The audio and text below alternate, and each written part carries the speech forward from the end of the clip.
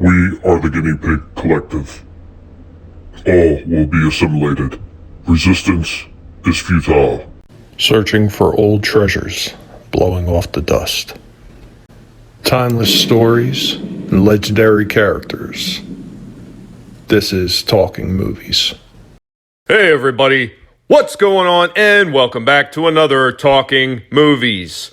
So today on Talking Movies, we will be talking about the Harold Ramis, Douglas Kennedy, written and directed by John Landis, 1978 National Lampoon's Animal House.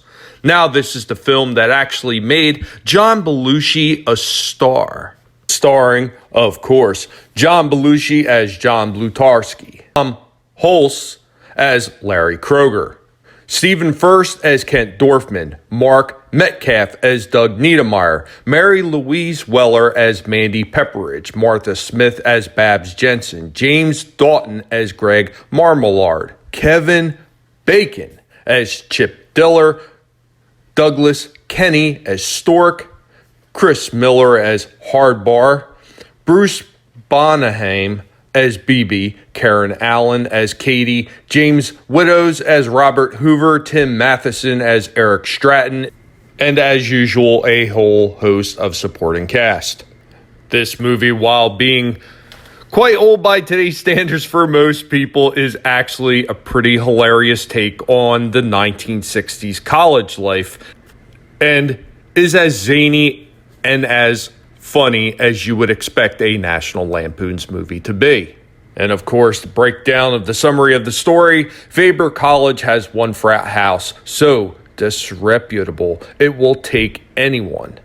However, another frat house is full of white Anglo-Saxon rich young men who are so sanctimonious no one can stand them except Dean Wormer. The dean enlists the help of the second frat to get the boys of Delta House off campus. The dean's plan comes into play just before the homecoming parade. The parade to end all parades. And along with the stellar cast that was performing in this movie, we also got to see Otis Day and the Knights with their show-stopping performance of Shout. And a funny side note to piggyback on that, Dwayne Jesse's performance as Otis Day was so successful that he legally changed his name to Otis Day and subsequently toured and recorded with Otis Day and the Knights. So, according to John Landis, Universal Pictures president Ted Tannen objected so strongly to the Dexter Lake Club scene that he interrupted a screening of the film and ordered the scene be removed immediately, claiming it would cause race riots in theaters. In response, Landis screened the film for Richard Pryor, who then wrote a note to Tannen which read, "Ned, Animal House is fucking funny, and white people are crazy. Richard." John Belushi's performance in the cafeteria scene was entirely improvised. When he began piling food on his tray, director John Landis urged the camera operator to stay with him. The infamous "I'm a Zit" gag was also improvised, and the reaction from the cast is completely genuine. Now, on a fairly funny side note, the movie concludes by describing each character's fate. Niedermeyer was killed in Vietnam by his own troops. In John Landis' segment of Twilight Zone, the movie 1983, some soldiers are overheard expressing regret for killing Lieutenant Niedermeyer.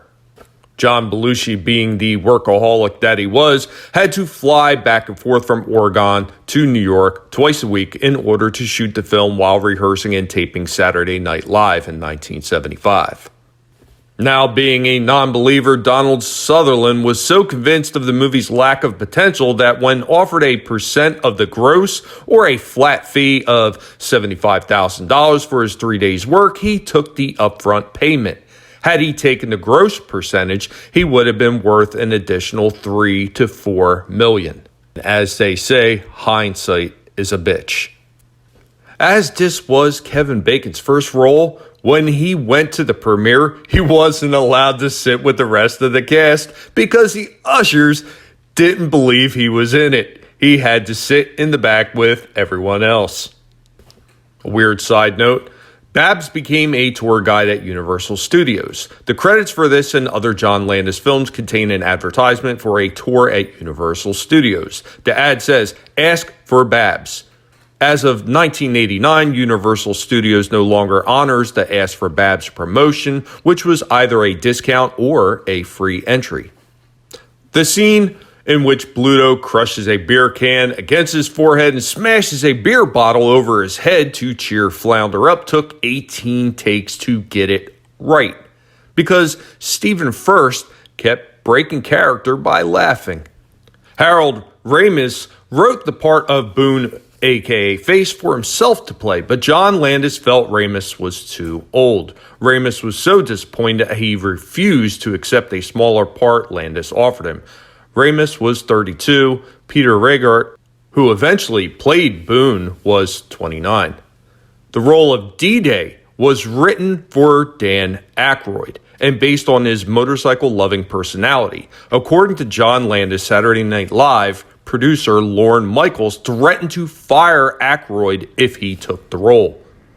The female clerk from whom Flounder, Stephen Furst, buys the marbles is actually his wife. During filming, John Belushi would often go to local nightclubs to check out the various bands. He was fascinated by a musician named Curtis Salgado. Salgado's sunglasses, harp playing, and love of the blues inspired Belushi to form the Blues Brothers with fellow Saturday Night Live cast member Dan Aykroyd. Harold Ramis, while working on the script, actually based some of the pranks on his college experiences at Washington University in St. Louis, especially when Otter and Boone are hitting golf balls at the ROTC. And originally popular during the late 1950s and early 1960s, fraternity toga parties became a huge fad all over again at colleges across America following the release of this film.